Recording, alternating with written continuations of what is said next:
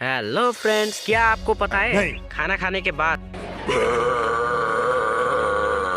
क्यों आता है? नंबर 1, जब हम खाना खा रहे होते हल्का हवा मुंह से अंदर पले जाता है और हम सुच्चे लोग उसमें ही पेट भर भर के खाते हैं। जब हमारा पेट पूरी हो जाता है तो वो हवा कहाँ जाएगा? मुंह से ही तो निकलेगा ना। दूसरी कारण, हमारे खाए हुए खाना जब पेट डाइजेस्ट करने लगता है उस टाइम थोड़ा सा गैस निकलता है, हम इसी को ही डकार बोलते हैं। तीसरी कारण, एसिडिटी गैस्ट्रिक होने वाला को भी होता है एंड महिला को प्रेगनेंसी के टाइम में भी होता है। अब सब कुछ जान लिया, अब सब्सक्राइब तो कर दो।